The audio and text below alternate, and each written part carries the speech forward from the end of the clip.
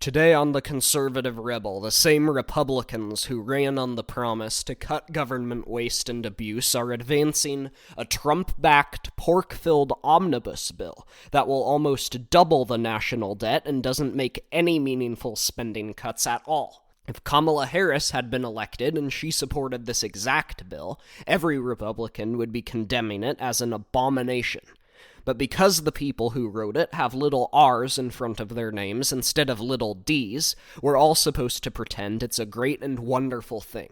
Meanwhile, former head of Doge Elon Musk has just condemned this bill and everyone who supports it in no uncertain terms. He is brimming with righteous fury because Republicans have thanked him for all the incredible sacrifices he's tried to make to save our country from bankruptcy by spitting in his face and stabbing him in the back. We'll talk about all of it on today's can't-miss episode of The Conservative Rebel.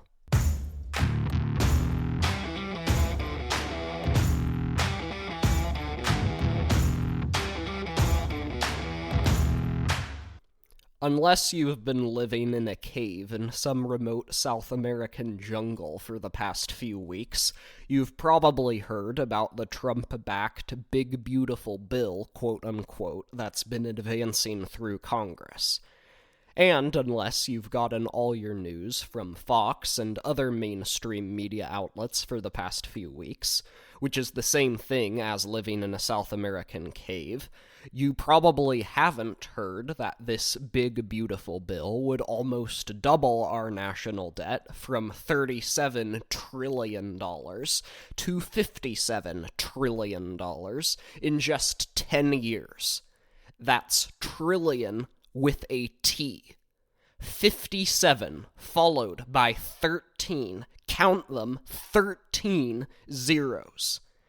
And this isn't some wild speculation by the opponents of the bill that it will raise the national debt by $20 trillion. This is according to the people who support it. They freely admit that this bill will do this. And on top of it all, the bill increases the budget deficit to $2.5 trillion. And yet every single Republican in the House jumped on the bandwagon and voted for it, except for Warren Davidson of Ohio and Thomas Massie of Kentucky. That's right, just 2 Republicans had the guts to stand up to this in the House. For some perspective, our current national debt of $37 trillion is a number most of us can't even begin to fathom. It's more than the entire economies of Great Britain, Japan, China, and Germany combined. With $37 trillion worth of dollar bills laid end-to-end, you could reach the moon and back again more than 7,000 times, and circle the planet more than 136,000 times. 136,000. Paying off the interest on this monstrosity is the single largest expenditure of the federal government, and still the debt expands at a rate of about $1 trillion every 100 days as of 2024, because the politicians in both the Democrat and Republican parties continue to spend money like drunken sailors, not caring the slightest bit about the deep and irreparable harm their unfathomable stupidity and irresponsibility does to your life, and that it does to the life of your loved ones and to the country as a whole. All that matters is that they continue to profit from it. And this debt has to be paid by someone at some point, like all debts. And that someone, of course, is you. You and other taxpayers, most of whom have no idea what the heck is going on the hook for all of it, as well as your descendants, who get the unbearable yoke of this insane debt passed down to them by generations of complacent, irresponsible, uninformed Americans who demanded that the government fund pet social programs and stupid overseas wars that are none of our business, without ever thinking about the consequences these programs and handouts and wars would have. Personally, I am quite upset that a 16-year-old such as myself, who strongly opposes all of these socialist and imperialist schemes, will not only be forced to foot the bill for the schemes that our government is currently funding, but also for a bunch of the ones that we funded in the past that we still haven't paid off because they cost so much. And if you pay taxes, guess what your share of this mess is? $240,000. If you're married and both you and your wife, or both you and your husband pay taxes, your family's share would be about double that, or $480,000, almost $500,000. Who among us can spare that kind of money? I don't know anyone. But almost no one seems to notice, much less care about, this highly preventable, easily foreseeable, slow-motion collapse of the United States government and economy, because the political class benefits from it, so they don't bother to share facts like this with you. Most people never think about the fact that one of the single greatest perils America has ever faced is this unprecedented expansion of spending and the debt. People do not realize the gravity of this. And yet, instead of doing anything to avert this catastrophe, this impending doom, this big, beautiful bill makes everything worse by increasing the debt, increasing the deficits, and having no meaningful reductions in spending. In fact, those Doge cuts everyone was celebrating just a few months ago aren't even in it, and they're not even going to be voted on separately because the House Republicans refused to even put these incredibly modest savings up for a vote. Instead, this cycle of endless spending will continue until we either finally get someone in office who is willing to ignore the shrieks of bureaucrats and leftists and neocons and go scorched earth and ruthlessly slash spending and painfully slash spending, or until our country collapses and our government goes bankrupt. But let's not let small and unimportant and meaningless facts like these distract us from what truly matters. Let's not let the fact that our country is going to collapse like the Roman Empire get in the way of our support for this bill. The important thing to remember is that the people who support this bill have little letter R's in front of their names, instead of little letter D's. Therefore, it must be good. R good, D bad, end of story, never forget that. And more importantly even than that, of course, Trump supports it. Therefore, it must be good. Because anything Trump supports is obviously good. He can never, ever be wrong about anything, as everyone knows. Sure, if Kamala had become president, God forbid, and supported a bill that increased the national debt by $20 trillion, every Republican in the country would be condemning it. Lindsey Graham and Tom Cotton and Dan Crenshaw and the usual suspects would be on Fox News, slamming it as stupid and irresponsible, and all the boomers eagerly gobbling it all up in their living rooms, eyes glued to the screen, would be waving their pom-poms and getting all fired up about it. But because Trump supports increasing the national debt by $20 trillion, not only is this automatically a great idea, but anyone who dares to breathe a word of protest about it is a traitorous rhino backstabber who deserves to be booted out of Congress and probably deported to Antarctica for good measure. And by anyone, of course, I mean Warren Davidson and Thomas Massie in the House, and of course Rand Paul in the Senate. Now, since the last time I had to defend Massey from Trump on this program a few months ago, Trump has lashed out at him once again and called for him to be primaried again because he voted against this pork-filled omnibus bill.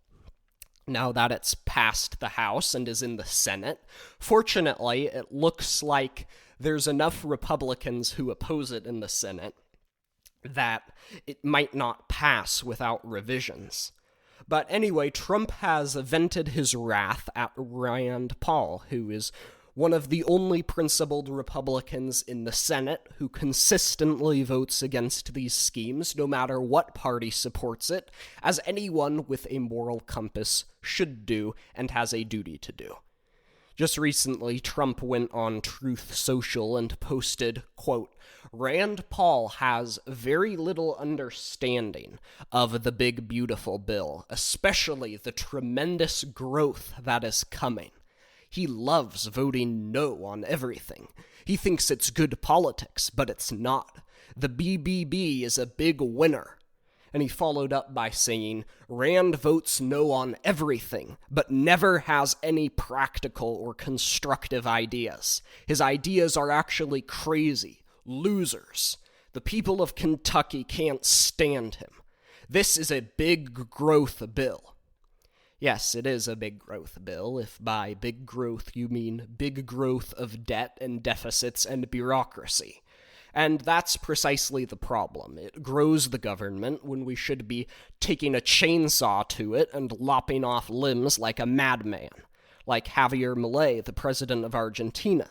That's what we should be doing here, but we're not, because we have this stupid, corrupt two-party system where one party promises to cut spending but always ends up increasing it. This is the cycle we have been locked in for decades. Anyway, for weeks, so-called conservative influencers on X and other places have formed an outrage mob led by Trump and condemned Massey and Paul and everyone who opposes this insane bill as traitors to the MAGA agenda. They're not even pretending to be upset that congressional Republicans have spat in the face of voters who elected them on the promise to reduce government waste by refusing to put even the minuscule DOGE cuts up for a vote. Instead, all of their fury is redirected by talking heads and alleged conservative influencers and by neoconservative media corporations like Fox News, away from the people they should be angry at and towards the few men of principle who actually have their best interests at heart. The people who want to bankrupt the country are not the problem. The people who dare to stand in the way of the bankruptcy of the country, they are the problem. The people who oppose this madness, they are the issue. But there's been a highly ironic and painfully hilarious development that has left these people absolutely stunned. Elon Musk, who, as you know, just stepped down from Doge, has released a condemnation of the big beautiful bill and everyone who supported it. In what Congressman Warren Davidson, who is one of the guys who voted against it, called the big beautiful tweet, Elon Musk wrote this, quote, "I'm sorry, but I just can't stand it anymore. This massive, outrageous, pork-filled congressional spending bill is a disgusting abomination. Shame on those who voted for it. You know you did wrong. You know it." But it gets even better than that. In response to one user who was furious that Republicans supported this bill and refused to vote for the Doge cuts, Elon Musk said this, "In November next year, we fire all politicians who betrayed the American people," which implies Elon Musk may be funding primary challenges to loser Republicans. We can only hope. We have been needing this for decades. But anyway, not only is Elon Musk condemning the bill the mob has been supporting, he is making potential primary threats to the people who supported it. My oh my, how the tables have turned. I wish I could see the expressions on the faces of all the people who have spent the past few weeks shrieking at Thomas Massie and Rand Paul and calling them traitorous rhinos for not wanting to bankrupt the country, when they learned Elon is against their big beautiful bill too. I wish I could behold the glorious sight of these people twisting themselves into pretzel shapes, because we all know they liked Elon and at least pretended to like Doge. But as Tom Woods pointed out, I guess you have another guy you're suddenly supposed to hate. So will these people come out and condemn Elon Musk as an evil, backstabbing rhino who is standing against the will of the people? Will they call him a grandstander and a loser and a rhino and all other kinds of names? Will these people continue to shamelessly demonstrate themselves to be raving hypocrites? Or will they finally learn their lesson and shut up and take their medicine? It will be interesting to see how this unfolds.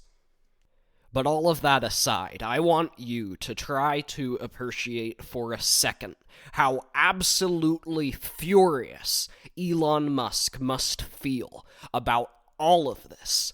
Here he is, the richest, most successful man on the face of the planet, probably in the history of the world, putting his life of luxury aside, putting his life's work of building self-driving cars and engineering rockets and colonizing another planet on hold. Here he is, bringing endless hatred and resentment and malice toward himself from the left, taking death threats, having his car dealerships vandalized and firebombed, and his stock values tanking because of all of it. Here he is, his name being dragged through the mud and slandered as some elitist tyrant who is trying to subvert the U.S. government, a traitor to his class, a liberal tech mogul who sacrifices luxury and comfort and approval and reputation in order to work tirelessly for months, analyzing government data and trying to find waste and abuse to cut. Why? Because he cares deeply about our country and about the American people. How do they thank him? By spitting in his face and destroying the fruits of months of drudgery and toil. All of it was for nothing. He tried his best. He tried to warn us, but no one would listen to him. Instead, they take a flamethrower to everything he has spent months working so hard to accomplish. The U.S. government is a flaming gasoline truck driving at 100 miles per hour toward the edge of a cliff, and Elon tried to put on the brakes, but it was all for nothing. Imagine how righteously furious at that he must be. And you and every other American should feel that exact same fury with every fiber of your being. With the election of Donald Trump, we were given this once-in-a-lifetime opportunity, this precious golden window given to us by the providence of God to save this country. And what do we do with it? We throw it away. We throw it away, we abandon it, we do nothing with it. We need to face the facts here. Trump will not be in power forever. Republicans will not be in power forever. If the Democrats win in the midterms, we all know they'll instantly impeach him. And that's not even getting as far as the 2028 election. One day, Republicans will lose power again, and the far-left lunatic Marxist freaks will regain control of our country. I'm sorry, that's just the truth, and I don't care if you don't want to hear it. This is a reality we just have to accept, and Republicans need to start acting accordingly. They cry about government waste when they run for election like a child crying because he burned his hand on a stovetop. And yet when they win, what do? They keep their hand on the stove. In fact, they press it down harder on the stove. Sure, they keep crying and wailing and shrieking about the burn, but they refuse to do anything to solve the problem because they're a bunch of pathetic, castrated weaklings who have been backed into a corner with their tail behind their legs, wimping like the pathetic cowards they are. The solution to this problem is not easy, but it is simple. If you don't want to get burned, take your hand off the stove. That's what this is like.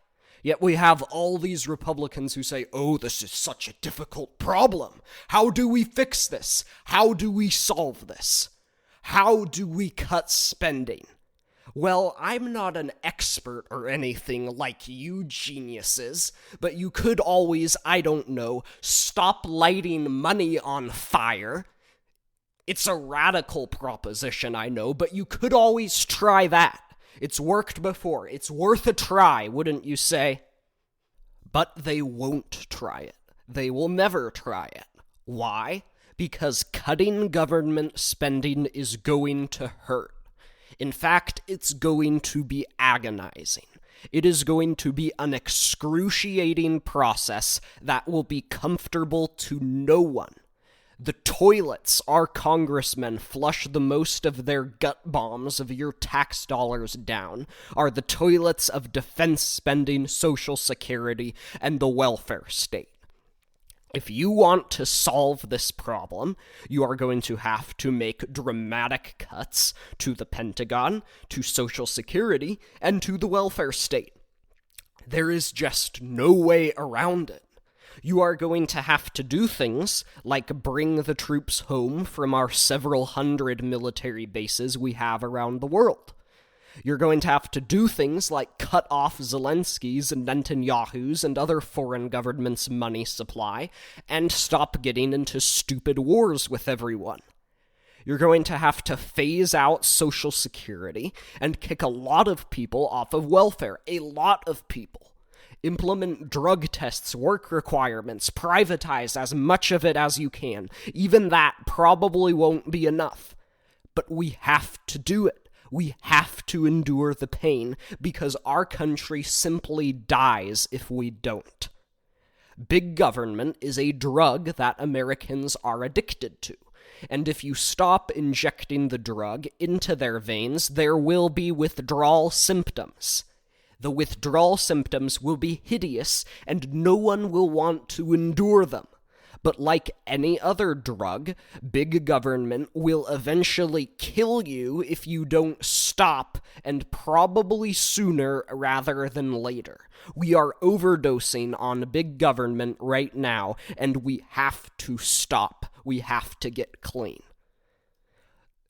But what do I know compared to the wisdom of our congressmen? I'm just some stupid 16-year-old.